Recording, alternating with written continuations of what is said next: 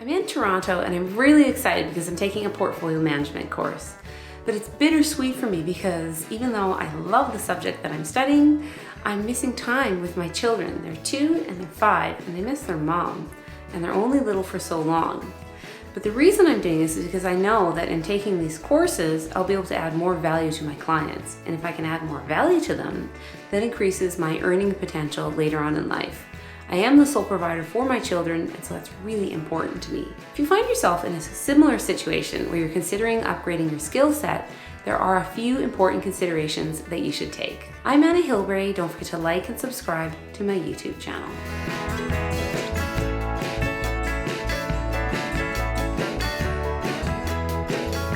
The choice to upgrade your skills is voluntary, such as in my own situation. That's great, it gives you more flexibility, but sometimes, and more often than not, it's due to a change in your personal circumstances or a change in the industry that you're working in. So for example, I had a client who was working in the telecommunications industry and he had a very good income.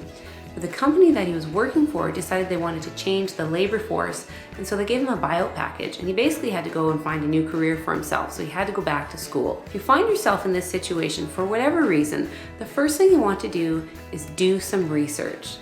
The very worst scenario is you spend a bunch of time and money and you commit yourself to something and then you end up with a bunch of debt and you have a skill that isn't employable.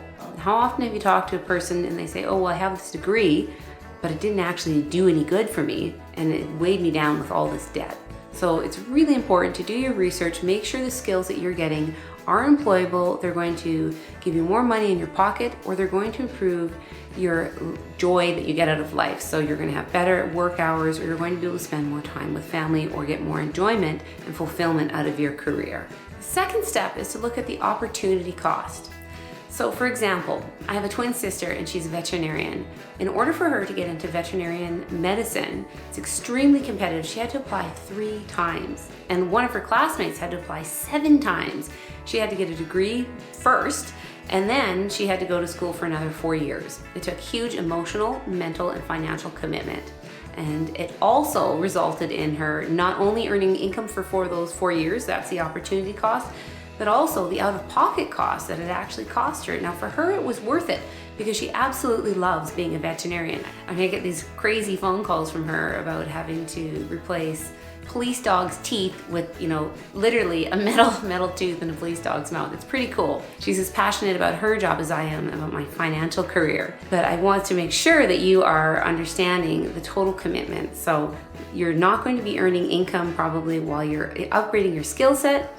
You might be giving up time with your friends or family or doing other things that might be more enjoyable. That's why the research is so important, and then the consideration of the opportunity cost. Step number 3, you need to set a budget.